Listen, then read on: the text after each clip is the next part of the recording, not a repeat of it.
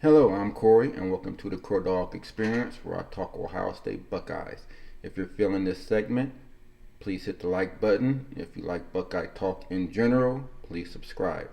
So, in today's segment, I'm going to be discussing some of the social media hot topics um, that took place during the course of this past season. And what hotter topic was there than that of CJ Stroud once he was named the starting quarterback? Once he was named the starting quarterback heading into the Minnesota game, the chatter had already started. You had those in the Jack Miller camp. You had those in the Kyle McCord camp.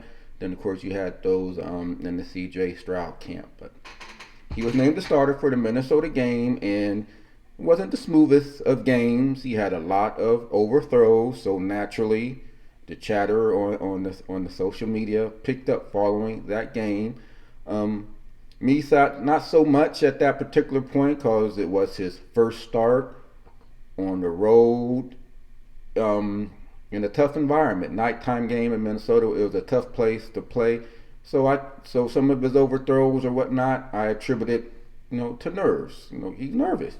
What young man wouldn't be in that particular situation, being nervous heading into in the on the road game, a Big Ten conference game at that. It wasn't no layup. He had a Big Ten conference game with a pretty good Minnesota team. I attribute it to nerves in that first game or whatnot. And then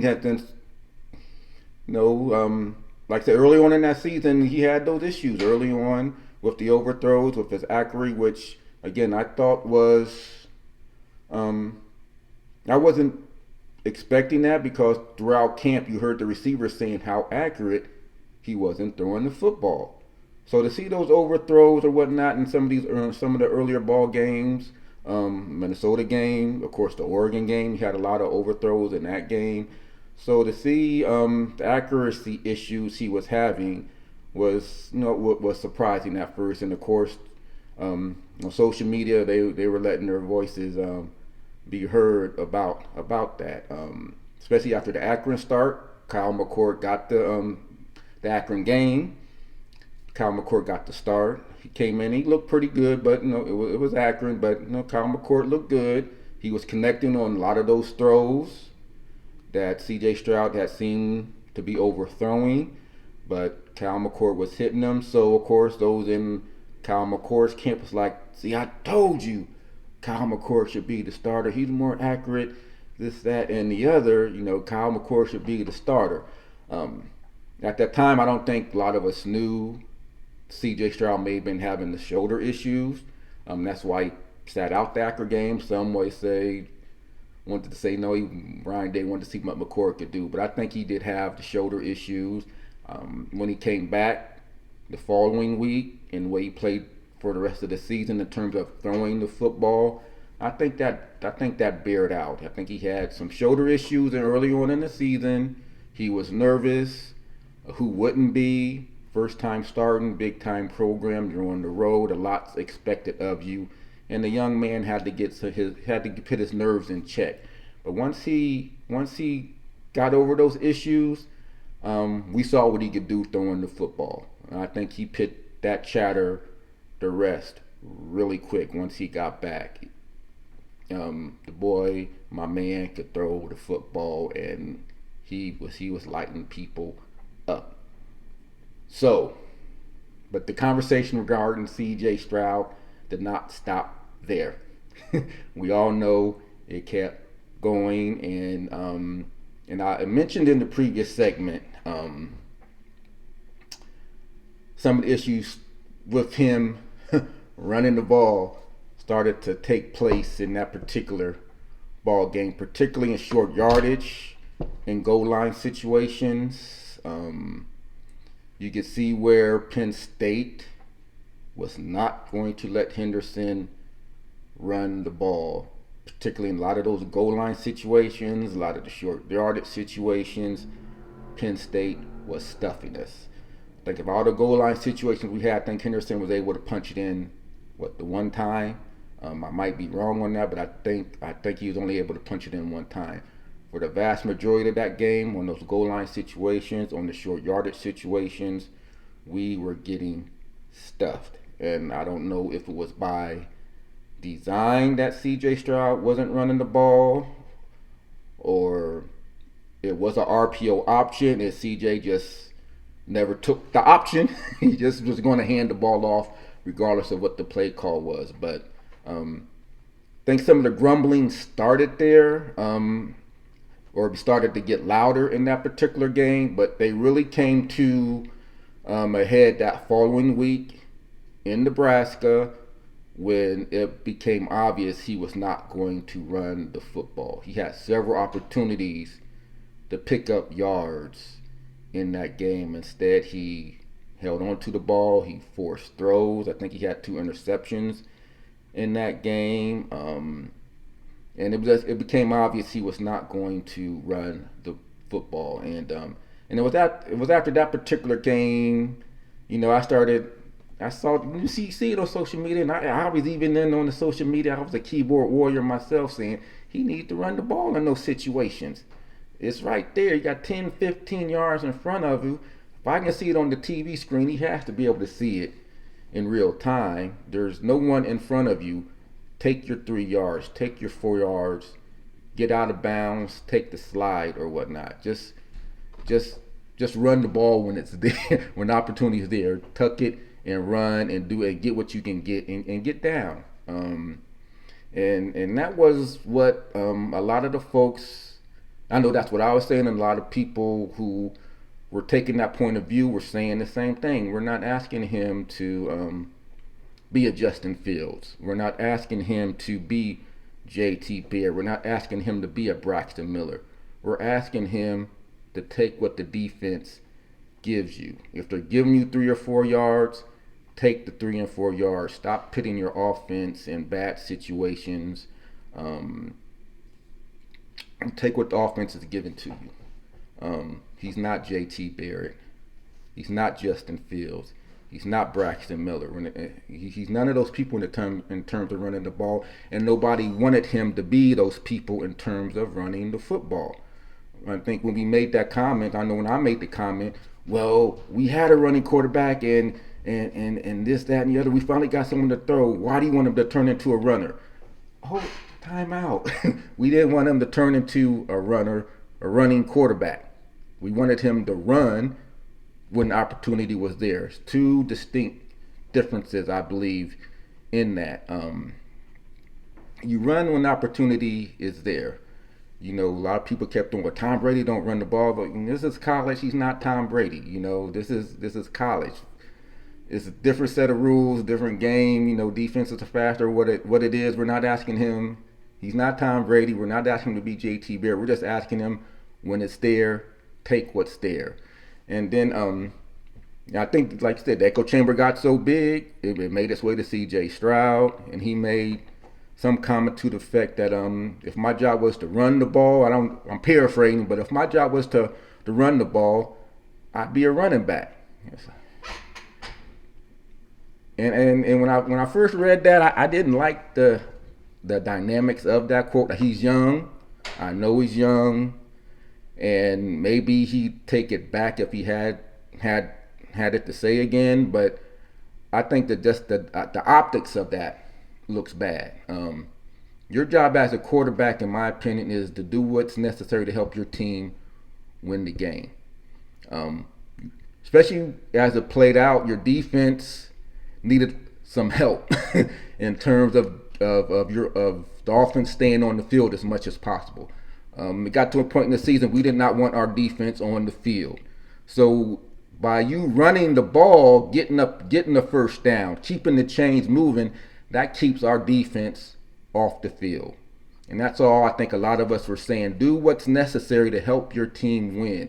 No, it's not your job to run the ball, but when the opportunity is there, you run it. Get what you can, get down, get out of bounds, you move the chains. And if there is just one nitpicky thing about CJ Stroud moving into next season, run the ball when it's there. When the opportunity is there, run the ball, get out of bounds. I think that's all we were saying, and I think when you're a keyboard warrior, when you got keyboard warrior, I don't think it was coming across that way. People kept saying, well, we don't want another JT Barrett. But you know what? We could have used JT Barrett in that Penn State game. Just saying.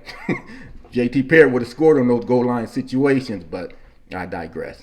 No, we don't want JT Barrett. We got someone who can throw the ball, which something we needed here at Iowa State for. I don't say needed because we had Justin Fields could throw the ball. CJ Stroud can throw the ball. And in terms of other comparable quarterbacks to CJ Stroud, Dwayne Haskins, he wasn't a runner, but I don't remember these same conversations coming up about Dwayne Haskins. I think he ran enough when he had to run. I would even go back to Troy Smith. I think CJ Stroud's more comparable to Troy Smith than some of the more recent quarterbacks we've had. I don't remember these conversations about Troy Smith not running the ball because Troy Smith ran when he had to run. That's all we're asking for CJ Stroud. My one little nitpicky thing for CJ Stroud moving forward is take what the defense gives you, help your offense stay on the field. You help your defense by staying on the field. Keep the chains moving. That's part of your job as a quarterback. And sometimes it's not going to be via the pass. You're going to have to run the ball on occasion to do what needs to get done to help your team win. There. My take on CJ Stroud. It's been discussed ad nauseum. I do think that's something he can improve on this upcoming season. And we'll see how that plays out. The next hot topic I want to touch on is the Jameson Williams situation. Not situation, but the Jameson Williams topic that came up as Alabama season played out. A lot of the chatter was, why did Ohio State let Jameson Williams go? We didn't let Jameson Williams go. He chose to leave. And in hindsight, do you blame the young man for choosing to leave? I mean, on our depth chart, that's the one position our recruiting has been crazy, but that's the one position since Brian Hartline has been there that has just been over the top crazy. Jameson Williams saw the writing on the wall. He was going to play, but I think the playing time he wanted and what he felt he needed to do to better his position moving forward in his career, I think he made the right call. Because people will make that argument on the different platforms. We shouldn't have let Jameson Williams go. And they would leave it at that. Okay, fine. But if you're going to make that comment, who are you going to bench so Jameson Williams can play? They never follow through with that. We should have never let Jameson Williams go. We didn't let him go. But help me out here. Who are you going to bench so Jameson Williams can get more playing time? Are you going to bench Chris Olave? Nope. Are you going to bench Garrett Wilson? Nope. Are you going to bench Jackson Smith-Njigba? Nope. Who are you going to bench? That's all I had. I mean, I remember asking that. They will never have a reply. Well, I don't know. But we shouldn't have let him go. We didn't let him go. He made a business decision, which was correct, to go to another place so he could get playing time to better his position moving forward. And it worked out for him. It absolutely worked out for him. And we always look at Alabama and they supposed to be this hotbed of recruiting, but he went to Alabama and he became the man. He became the man at Alabama. So kudos to Jameson Williamson for doing what he had to do, but you can't make that comment saying we shouldn't have let him go, and don't follow that up with who you're going to bench to let him play more. Because I'm not benching none of the three people that were in front of him, and I think the season played out to prove that. Olave balled out. Garrett Wilson balled out. Jackson Smith-Njigba balled out. And by the way, Harrison, Ibuka, Fleming, I mean, the cupboard is not bare at receiver. Jameson Williams did what he felt was best for him. Kudos to him. He made a good decision. But just in these social media takes in general, when you make statements like that, just follow it up. Because you see it, it's not just the Jameson Williams thing. It's like any situation. We shouldn't let so and so go, but they never say who you're going to bench so that person can stay. If you're going to make that comment, just follow it up. Who you going to bench so Jameson Williams can stay? Because I'm not benching any of those 3 receivers in favor of Jameson Williams. First of all, they're better route runners. Maybe not as fast, but I don't think we were losing anything on the deep balls. We were still getting behind folks, so we didn't lose anything in that department. And they got better hands, in my opinion, all 3 of them. Some of the catches they made were crazy. So again, those are some of the hot topics that took place this season.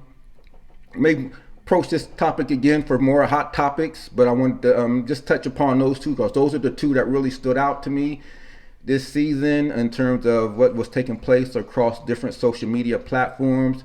If there's other hot topics that you would like to discuss or for me to weigh in on, please feel free to weigh in on the comments below. If you agree or disagree with any of my takes on the hot topics I discussed here, the CJ Stroud issue, please fill in the weigh in. What do you think about him running or not running, or his comments in regards to running? What do you feel about CJ Stroud and him running, and that's something you'd like to see him improve on in the future? Or if you're like many others, just let the young man sit back there and throw the ball because he does it so well. But I get a little nitpicky. Just take the 3 yards when it's there. That's all I'm saying. Just take the 3 yards when it's there. But so feel free to leave comments regarding what you feel about CJ Stroud and his running. And if you're in that Jameson Williams camp that he should have stayed, by all means, who just say he should have stayed, and tell me who you're going to bench for him to stay.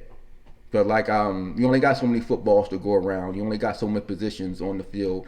And if we could line up 4 receivers at a time on the field on a consistent basis, fine, let Jameson Williams stay. But if you're in that camp that he should have stayed, he shouldn't have been let go. We didn't let him go. But if you're in that camp that feels he shouldn't have been let go, then just tell me, just follow it up on who were you going to bench so Jameson Williams could stay. But again, so if you like this segment, please hit the like button. If you like Buckeye Talk in general, again, please subscribe. Thank you again for taking the time to check me out.